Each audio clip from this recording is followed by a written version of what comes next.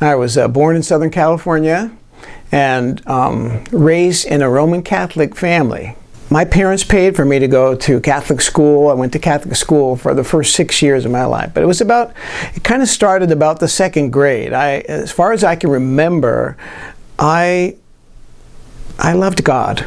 As far as I can remember back, when I was a child, I loved God. And so I was eating all this stuff up, going to Catholic school, and we got nuns and all of that kind of business there. So by the time I became 11 years old or so, I was pretty frustrated about my relationship with God because I kept faltering in the ideas of this religion.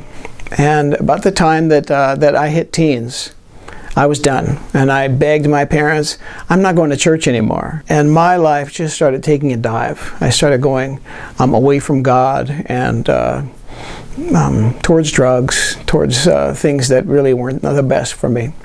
About my junior year of high school was one of my worst years. A lot of drugs. My brother had been in the Navy, came back from Vietnam, and I'd get loaded every morning before I went to school. I mean, it was bad. It was a bad scene. But God was there reaching out to me. I remember a couple of moments in my life when I knew I had really failed God and something inside of me died. It just felt like I was dead inside. But I kept going on and going on. In 1970, if you remember, the economy kind of collapsed. I mean, lots of factories were like laying off people. Everybody was getting laid off. So I had like 5 jobs in that first year. Just 2-bit jobs. I get a job, I lose it, get a job, lose it. I couldn't have been the way I worked, but it was mostly had to do with the economy at that time. And the last job that I got is kind of a miracle how I even got that job. The woman who worked in the office was an old girlfriend of mine and my brother's. And when I walked in there to get a job, she said, you don't have a job? She said, I'll get you an interview. I didn't even have to interview for the job. Next thing I know, I went there, I had a job. And they put me in a department that I wasn't trained for, I knew nothing about. They made missile casings there, and they put me in the X-ray lab. In the back of the place where I worked there, they put me in the X-ray lab, and the guy that was the supervisor of that department was a brand new Christian.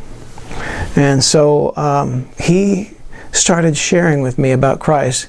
But I was so hard, I was angry. I was angry with what had happened with my brother. I was angry with the Jesus movement. I had lots of negative encounters. So I said, don't even talk to me about that stuff. I don't want to hear it. Don't even talk to me about it. So he didn't.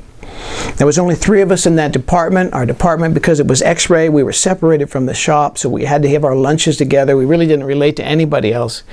And so he would talk to my partner back there. And Hal Lindsey's book, The Late Great Planet Earth, had just come out. So I'd sit there, eat my lunch, and we had a little fireplace there to keep us warm at night. And I'd be sitting out there listening to these guys talk about the late great planet Earth. And I really didn't want anything to do with it, but after listening to this night after night, finally I remember I turned to him, I said, give me that book. I want to read it. And I went home and I read that book. And what's so funny is that the parts about the second coming of Christ and the prophecies that were fulfilled weren't really the big deal for me. What was the big deal was the prophecies about Christ and hearing these words in that book, God loved me. And that was the issue that I'd never heard that. I mean, maybe I heard it, but I never heard it. I mean, I'd go to church every Sunday as a child, I'd look up there and I'd see that cross in the church, but I never really understood how that was for me. And when I heard those words, God loved me, I mean, I literally, my heart melted. And I remember getting on my knees in my living room all by myself. I didn't have a church, I didn't have anybody but Richard.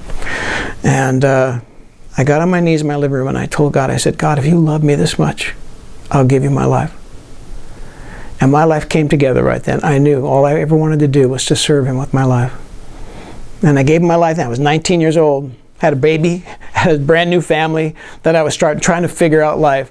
And God called me, and I knew the minute, that I got on my knees and accepted him into my life, I knew I was called to serve him. I had no idea what that was going to look like. The only church I'd ever been around was Catholics and Catholic priests.